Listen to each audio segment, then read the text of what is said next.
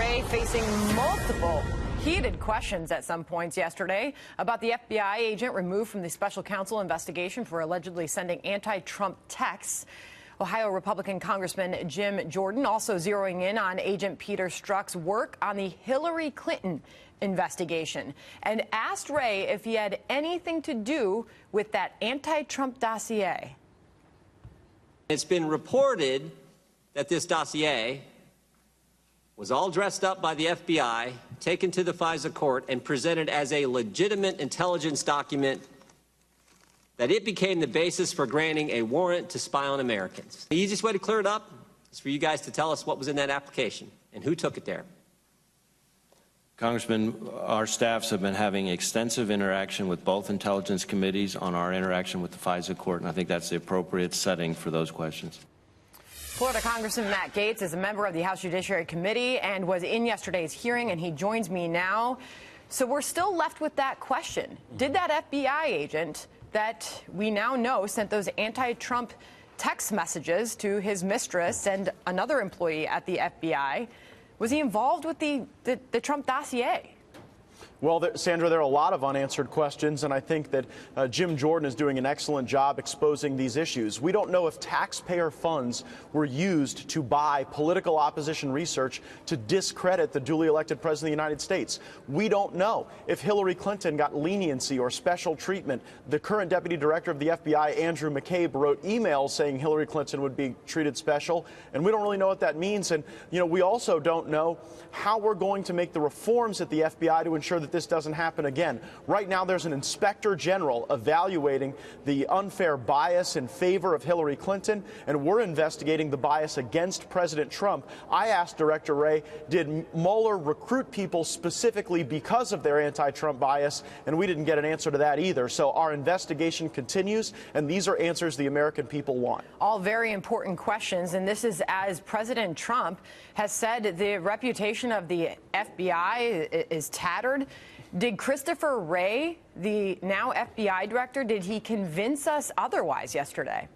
Well, we still have a lot of investigating to do, and what's important to know, Sandra, is that each and every day we seem to get a new piece of evidence suggesting that there is a pro-Hillary Clinton bias and an anti-Trump bias. And Christopher Wray merely told us that there's an investigation going on to explore those things, but we can't sit around and wait as the duly elected president is undermined by an investigation that I believe Attorney General Sessions should have ended long ago. As the American people continue to get frustrated by this bias, by the fact that you've got people who hate the president and who brought their bias against him into this investigation, the Attorney General has the power to shut it down, and we need him to step up and do his job. Leading into the last break, Congressman Jim Jordan, we all heard him saying, if you kicked everybody out of Mueller's team who was anti-Trump, I don't think there'd be anybody left, he said.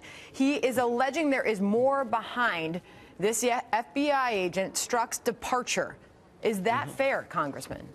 Well, what we don't know is whether or not Peter Strzok, who was essential to both the Hillary Clinton email investigation and to the Mueller probe, we don't know if he's the person who started this entire fake Russia collusion narrative in the first place.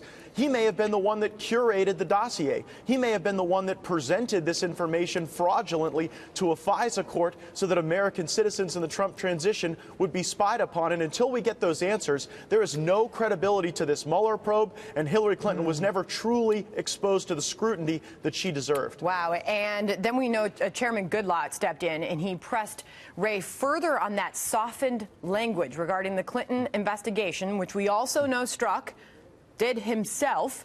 Listen to this exchange. Would it be accurate to say that a senior FBI official changed the wording of the director's statement to ensure that Secretary Clinton was not liable under the Espionage Act? I think it would not be appropriate for me to speculate about what the Inspector General will or will not find. I believe the standard is gross negligence.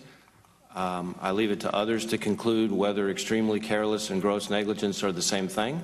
Gross negligence, of course, was not the words that were used.